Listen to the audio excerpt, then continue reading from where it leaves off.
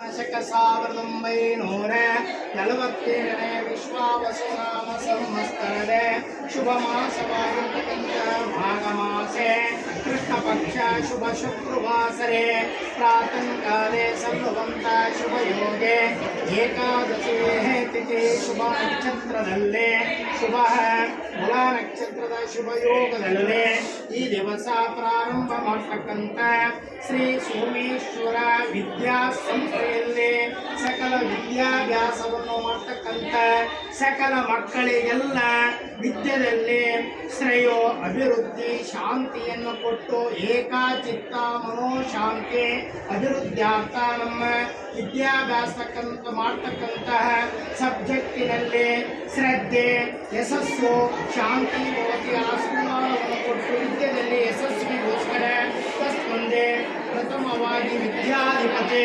ಪ್ರಥಮವಾಗಿ ವಿದ್ಯಾಧಿಪತಿ ಮಹಾಸರಸ್ವತಿ ದೇವಿ ಪ್ರಾರ್ಥನೆ ಸಂಕಲ್ಪ ಪೂಜಂ ಕರಿಷ್ಯಾಮಿ ಇತಿ ಸಂಕಲ್ಪಂ ಸಮರ್ಪಯಾಮಿ. ಜೈ ಗುರು ಮಂಗಲಂ ಜಯ ನಮಃ ಪಾರ್ವತಿ ಪತಿ ಶಿವಾರಾರ ಮಹಾದೇವ.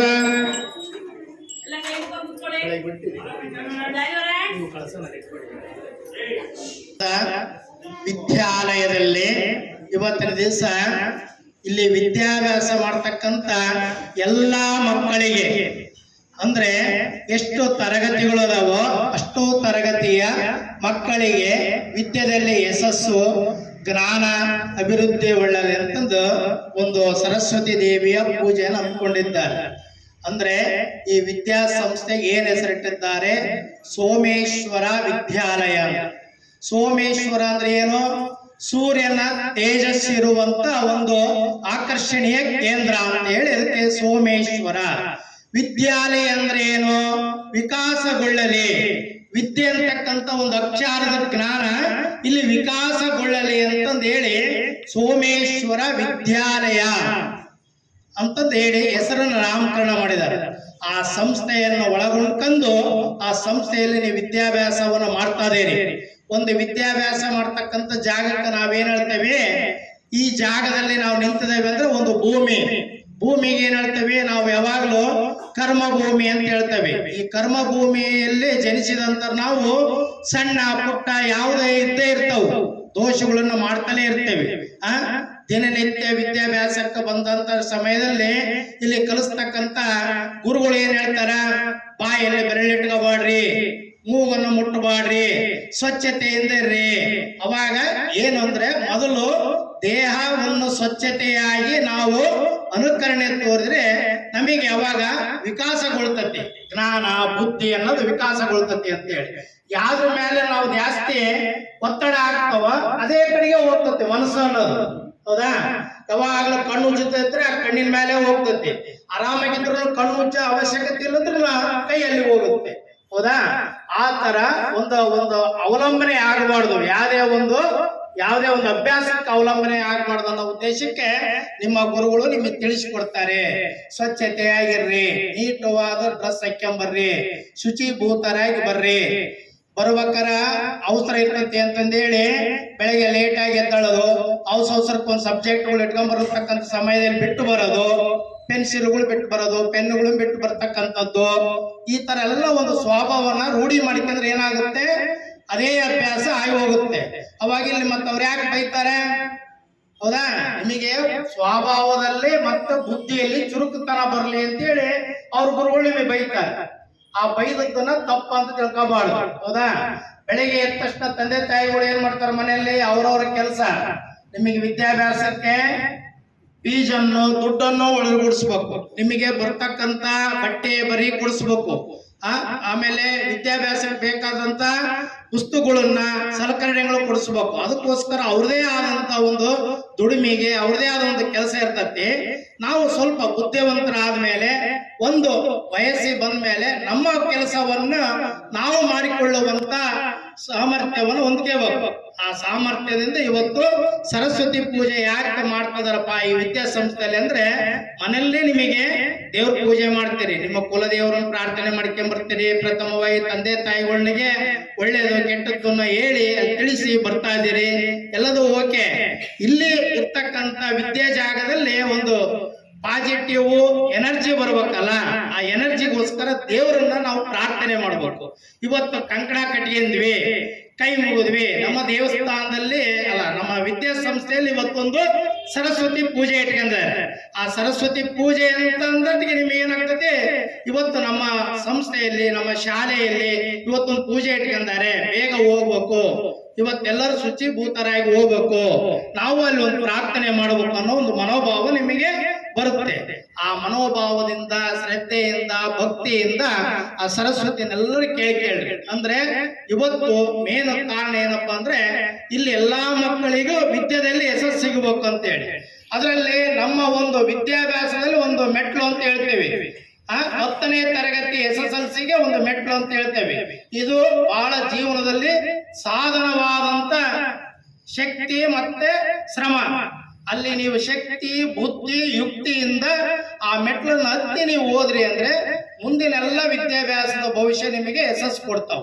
ಅಲ್ಲೆಲ್ಲರ ದುಡುಕಿ ನೀವು ಎಡವಿ ಅಲ್ಲೇ ಹಿಂದುಳಿದ್ರಿ ಅಂದ್ರೆ ಅಲ್ಲೇ ಹಿಂದುಳಿಯದೆ, ಅಲ್ಲಿಗೆ ವಿದ್ಯಾಭ್ಯಾಸ ಕುಂಠಿತ ಆಗಬಾರ್ದು ಅನ್ನೋ ಉದ್ದೇಶಕ್ಕೆ ಇಲ್ಲಿ ಶಾಲೆಯ ಆಡಳಿತ ಮಂಡಳಿಯವರು ಮತ್ತೆ ವ್ಯವಸ್ಥಾಪಕರು ನಿಮಗೆ ದಿನನಿತ್ಯ ಬೋಧನೆಯನ್ನು ಮಾಡತಕ್ಕಂತ ಗುರುಗಳು, ಶಿಕ್ಷಕ ಮತ್ತು ಶಿಕ್ಷಕಿಯರು ಒಂದು ಶ್ರದ್ಧೆಯಿಂದ ಸರಸ್ವತಿ ದೇವಿನ ನಾವು ಬೇಡ್ಕೊಂತವಪ್ಪ, ನಾವು ಹೇಳ್ಕೊಡ್ತಕ್ಕಂಥ ಅಕ್ಷರದಲ್ಲಿ ಇನ್ನೂ ಹೆಚ್ಚಿನ ರೀತಿ ಶಕ್ತಿ ತುಂಬಲಿ, ಅವರಿಗೆ ಎಲ್ಲ ಬುದ್ಧಿ ಅನುಕರಣೆ ಆಗಲಿ, ಅಂಕಗಳನ್ನು ಜಾಸ್ತಿ ಪಡೀಲಿ ಅಂತಂದು ಹೇಳಿ. ಅಂಕಗಳನ್ನು ಹೆಚ್ಚಿಗೆ ಯಾಕೆ ಪಡೆಯಬೇಕಂದ್ರೆ ನಮ್ಮ ಒಂದು ತೋರಣಿಕೆಗೆ ಅಂಕಣ ಅಂತ ಅಲ್ಲ. ಈಗ ಏನಾಗೈತೆ ಅಂದ್ರೆ ವಿದ್ಯಾಭ್ಯಾಸ ಬಹಳ ಮುಂದುವರೆದೈತಿ, ವಿಜ್ಞಾನ ಅನ್ನೋದು. ಅದಕ್ಕೋಸ್ಕರ ನಾವು ಹೆಚ್ಚಿನ ರೀತಿಯಲ್ಲಿ ಅದಕ್ಕೆ ನಾವು ಒಗ್ಗುಗೂಡಿದ್ರೆ ನಮ್ಮ ಒಂದು ಬುದ್ಧಿ ವಿಕಾಸಗೊಳ್ಳುತ್ತೆ. ಮುಂದಿನ ಒಂದು ಎಲ್ಲದಕ್ಕೂ ವಿದ್ಯಾಭ್ಯಾಸಕ್ಕೆ ನಮಗೆ ಶಕ್ತಿ ಶ್ರೇಯಸ್ಸು ಬರ್ತದೆ ಅಂತ ಆ ಸರಸ್ವತಿನ ಬೇಡಿಕೆಂದು ಕೈ ಮುಗ್ಕೊಂಡ್ರೆ ಕೇಳ್ರಿ. ಸಮಸ್ತ ಈ ಶಾಲೆಯ ಸಂಸ್ಥೆಯಲ್ಲಿ ವಿದ್ಯಾಭ್ಯಾಸವನ್ನು ಮಾಡ್ತಕ್ಕಂಥ ನಮಗೆಲ್ಲರಿಗೂ ಹಾಗೂ ನಮಗೆ ವಿದ್ಯೆಯನ್ನು, ಅಕ್ಷರವನ್ನು, ಬುದ್ಧಿ ಮತ್ತು ಸರ್ವವನ್ನು ಧಾರೆ ಎರೆದು ಹೇಳಿಕೊಡುವಂತ ನಮ್ಮ ಶಿಕ್ಷಕರು ಮತ್ತು ಶಿಕ್ಷಕರ ವೃಂದದ ಸರ್ವ ಗುರುಗಳಿಗೆ ಪ್ರಥಮವಾಗಿ ಶ್ರೀ ವಿದ್ಯಾ ಅಧಿಪತಿಯಾದಂತ ಸರಸ್ವತಿ ಜ್ಞಾನವು ಅವರಿಗೆ ಅರ್ಪಿತವಾಗಿ ಅವರ ಮುಖಾಂತರ ನಮಗೆ ವಿದ್ಯೆಯನ್ನು ಧಾರೆ ಎರೆಯುವ ಆಶೀರ್ವಾದವನ್ನು ಕೊಟ್ಟು ನಮ್ಮ ವಿದ್ಯಾಭ್ಯಾಸದ ಸಕಲ ಕೆಲಸದಲ್ಲಿ ಪರೀಕ್ಷೆಯಲ್ಲಿ ಏಕಾಚಿತ್ತ ಮನೋಭಾವ, ಶಾಂತಿ, ದೃಢ ಸಂಕಲ್ಪ ಸಿದ್ಧಿಯಾಗಿ ಬರ್ತಕ್ಕಂಥ ಪರೀಕ್ಷೆಯಲ್ಲಿ ಹೆಚ್ಚಿನ ರೀತಿಯ ಅಂಕಗಳನ್ನು ಗಳಿಸಿ ಈ ವಿದ್ಯಾಸಂಸ್ಥೆಗೆ ನಮಗೆ ವಿದ್ಯೆಯನ್ನು ಕಲಿಸಿಕೊಡ್ತಕ್ಕಂಥ ಗುರುಗಳಿಗೆ ಹಾಗೂ ನಮ್ಮ ತಂದೆ ತಾಯಿಯವರಿಗೆ